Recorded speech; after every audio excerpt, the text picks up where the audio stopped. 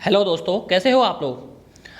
आज 14 जून है और 2020 ये हमारा यूट्यूब चैनल है ब्रेन टीजर ट्रू लर्निंग। इस पर मैं पहली वीडियो अपनी बनाने के लिए जा रहा हूँ और इसमें मैं आपको पहली वीडियो बनाऊँगा वो है साइकोलॉजी, जो कि एक महत्वपूर्ण सब्जेक्ट है, जो कि जितनी भी शिक्षक पात्रता परीक्षा होती हैं उस सभी में यहाँ से क्वेश्चन हमें आते हैं।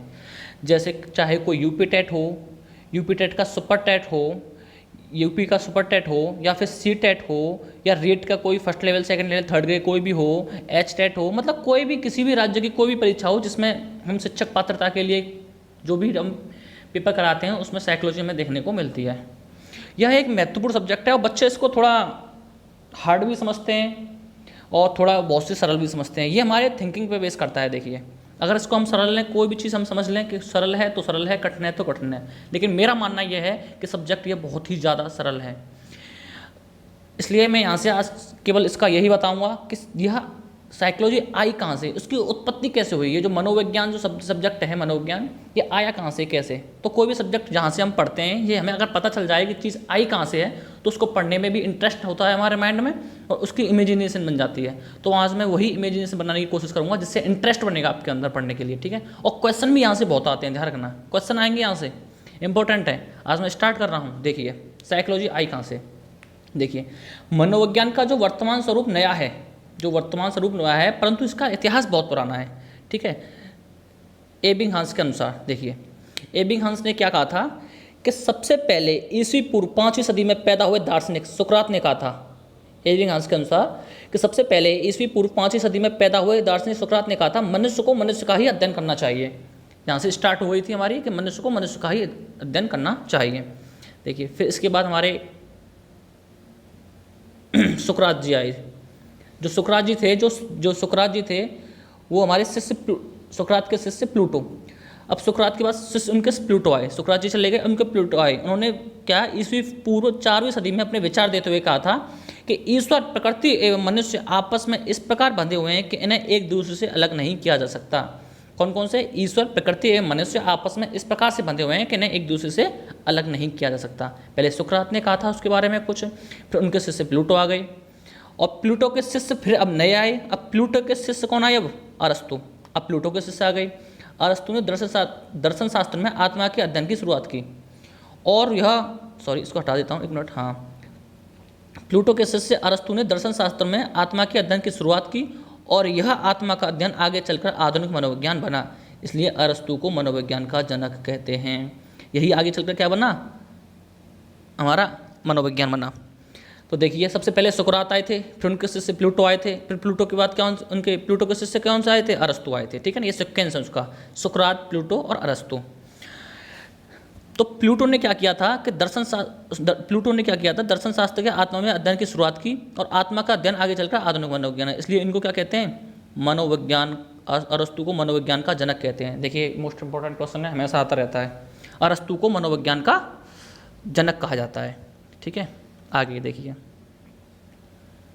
देखिए नोट, मैं अपनी वीडियो में कुछ जो मोस्ट इंपॉर्टेंट चीज़ें होती हैं, जो जहाँ से क्वेश्चन पूछे जाते हैं और जहाँ पे बहुत से हम लोग जो ध्यान नहीं दे पाते हैं, क्वेश्चन वहाँ से आते हैं। अगर नोट लिखा है तो समझ लीजिए, नोट तो वैसे ही इंपॉर्टेंट चीज़ होती है, नोट तो सब कुछ होता ही है। देखिए, कॉल्सनिक एकमात्र विद्वान है जिनका मानना है कि आत्मा की अवधारणा सबसे पहले प्लूटो के द्वारा दी गई थी। इसलिए मनोविज्ञान का वास्तविक जनक क्या है? प्लूटो है। देखिए, उनके क्या है? प्लूटो है। वैसे अगर क्वेश्चन आता है, देखो क्वेश्चन दो तरीके से आएगा। कॉल्सनिक के अनुसार पूछे मनोविज्ञान का जनक तो प्लूटो बताएंगे, ठीक है। क्या बताएंगे? प्लूटो बताएंगे। लेकिन अगर सिंपल तरीके से पूछे कि मनोविज्ञान का जनक कौन है, तो अरस्तु है, ठीक है। दोनों में लैंग्वेज में अंतर है, ध्यान दीजिएगा इन दोनों में, जो बहुत से लोग ध्यान नहीं दे पाते हैं, इसलिए आपको ध्यान देना है इस चीज़ में।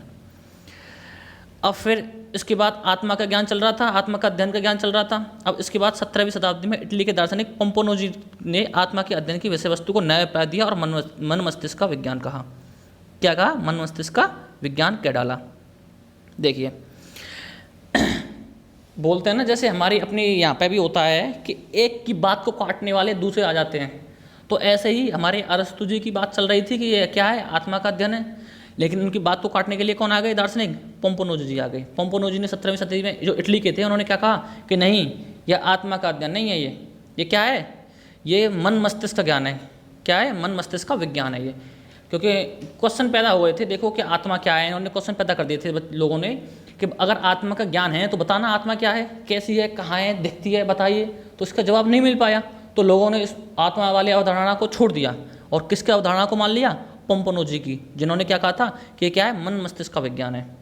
अब ठीक है, अब इनका मन मस्तिष्क का विज्ञान चलने लगा। तो देखिए अब आगे चलते हैं। फिर आए जी मन मस्तिष्क का विज्ञान का चलता गया, कोई नहीं।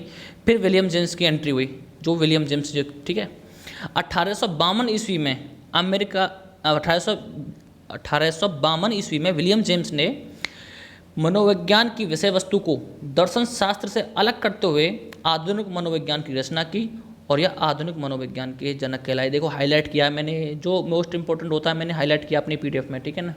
आगे कोशिश करूंगा मैं आगे से जितने भी पीडीएफ बनाऊंगा अट्रैक्टिव बनाऊंगा, जिससे आपका पढ़ने में भी मन लगेगा और वो चीज़ें आपको आसानी से याद होंगी कि कौन सी चीज़ ज़्यादा पूछी जाती है, कौन सी चीज़ पर हमें ज़्यादा ध्यान देना है। तो विलियम जेम्स ने क्या किया था, दर्शन शास्त्र से अलग करते हुए मनोविज्ञान को और मनोविज्ञान की रचना कर दी और जिससे कि वो आधुनिक मनोविज्ञान के जनक कहलाई। देखिए 3 क्वेश्चन होते हैं, कौन कौन से, कि मनोविज्ञान के जनक कौन है, तो मनोविज्ञान के जनक तो अरस्तु हैं, लेकिन एक क्वेश्चन आ गया कॉल्सनिक के अनुसार मनोविज्ञान के जनक कौन है, वो प्लूटो हो गए। तीसरा हो गया आधुनिक मनोविज्ञान के जनक कौन है, तो कौन हो गए, विलियम जेम्स। देखना कितना घुमा के 3 क्वेश्चन तैयार करा दिए मैंने, जो कि मोस्ट इंपॉर्टेंट क्वेश्चन होते हैं, ठीक है ना, बच्चा घूमता है हमेशा। अब देखिए नोट, फिर एक नोट दे दिया मैंने। 1879 ईस्वी में विलियम वुंट ने प्रयोगात्मक प्रयोगशाला की स्थापना की और प्रयोगात्मक मनोविज्ञान के जनक कहलाए, ठीक है। ये प्रयोगात्मक मनोविज्ञान के जनक कहलाए, इसको भी याद रखना, ये भी मोस्ट इंपोर्टेंट क्वेश्चन है। अंत में जेबी वॉटसन ने 20वीं सदी के प्रारंभ में मनोविज्ञान का अर्थ व्यवहार का सकारात्मक विज्ञान अध्ययन कहा और व्यवहारवाद के जनक कहलाए। ये व्यवहारवाद के जनक कहलाए, कौन, जेबी वॉटसन। देखो जेबी वॉटसन जी थे, इन्होंने क्या कहा कि जो मनोविज्ञान है क्या है, व्यवहार का सारा कुछ क्या है, ये व्यवहार का सकारात्मक विज्ञान है या अध्ययन है, ठीक है, इसलिए व्यवहारवाद के जनक कहलाए। तो ये भी क्वेश्चन आएगा कि व्यवहारवाद के जनक कौन थे, जेबी वॉटसन। देखिए जेबी वॉटसन ने, जो जेबी वॉटसन थे, उन्होंने क्या कहा था कि तुम मुझे एक बालक दो, मैं उसे शिक्षक, इंजीनियर, डॉक्टर, चोर, डाकू कुछ भी बना सकता हूँ। ये हमारे जेबी वॉटसन के शब्द थे, इसको याद रखना, ये हमेशा कोटेशन पूछा जाता है ज़्यादातर, है ना, ये ज़्यादातर पूछ लिया जाता है ये जेबी वॉटसन वाला, कि किसने कहा था कि मैं बालक को कुछ भी बना सकता हूँ, तो ये जेबी वॉटसन ने कहा था। उन्होंने कहा था तुम मुझे एक बालक दो, मैं उसे शिक्षक, इंजीनियर, डॉक्टर, चोर, डाकू कुछ भी बना सकता हूँ, ठीक है।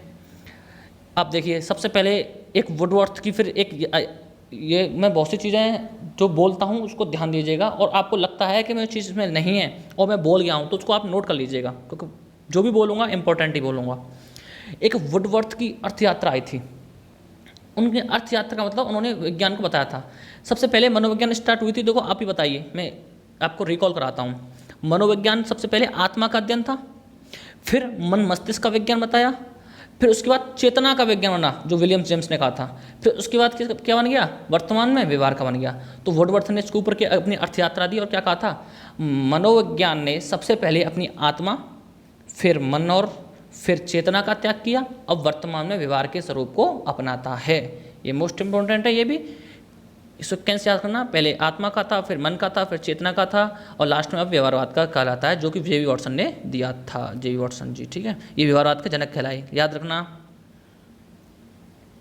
तो आज मैंने केवल एक थिंकिंग बनाई और मैं एक क्वेश्चन को एक बार थोड़ा रिपीट कर लीजिए, पहले एक बार एक रिपीट कीजिए। मैं क्वेश्चन पूछता हूँ, आप अपने मन में ही बोलना, मैं पहले क्वेश्चन पूछता हूँ। बताइए मनोविज्ञान के जनक कौन है, तो मनोविज्ञान के जनक कौन है बताइए, अरस्तु जी। कौन है जी, अरस्तु जी हैं,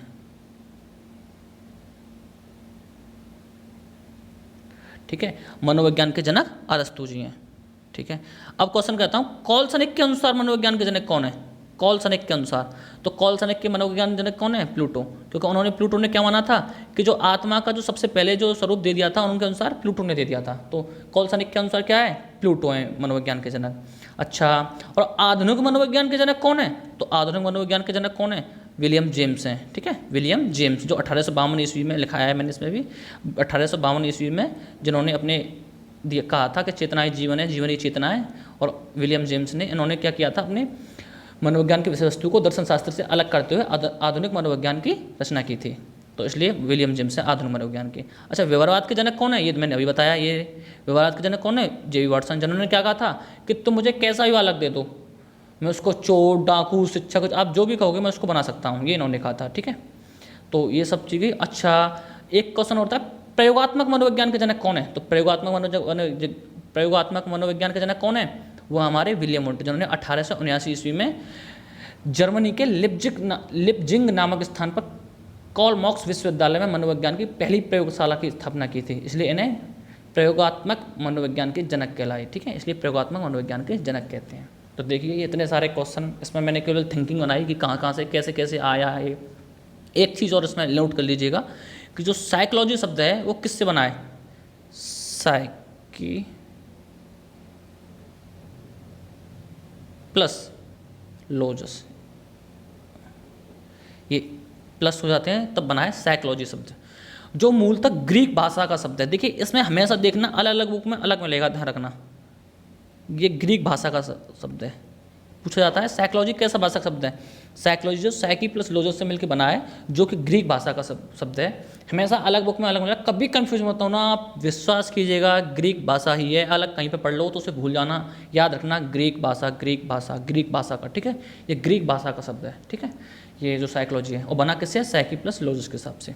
तो आज मैंने एक थिंकिंग बेस बनाने की कोशिश की है मैंने, कि ये साइकोलॉजी जो है आई कहाँ से है, कैसे हुआ। सबसे पहले हमारे सुकरात जी थे, फिर प्लूटो जी थे, फिर अरस्तु जी थे, फिर अरस्तु के बाद हमारे फिर पोम्बोनो जी ने अपनी बात कह दी, पोम्बोनो जी चले गए तो फिर विलियम जेम्स आ गए, फिर विलियम जेम्स चले गए तो फिर क्या आ गए हमारे व्यवहारवाद के जनक कौन थे? जेबी वाटसन आ गए। ऐसे ऐसे करके हमारी साइकोलॉजी बढ़ती गई और इस टाइम पे हमारी जो साइकोलॉजी चल रही है व्यवहारवाद के ऊपर ही चल रही है, जो कि जेबी वाटसन ने अपना दी थी।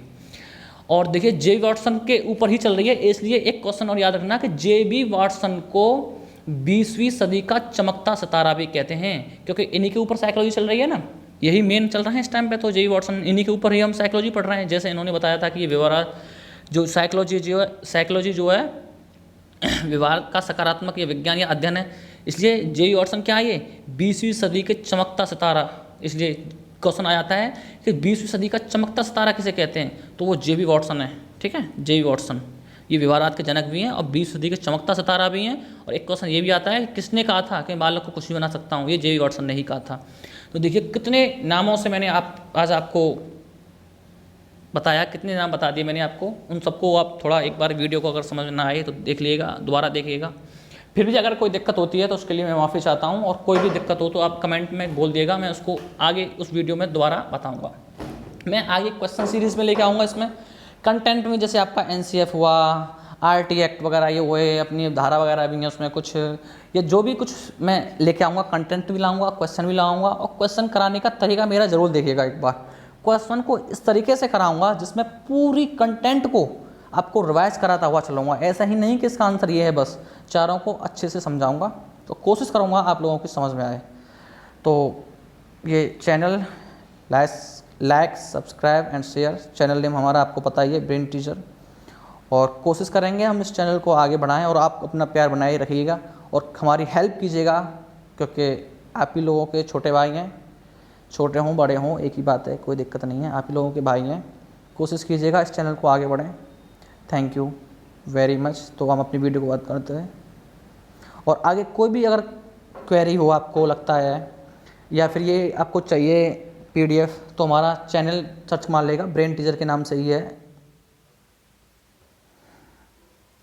थैंक यू, ब्रेन टीचर के नाम से ही है। ठीक है, ओके, धन्यवाद।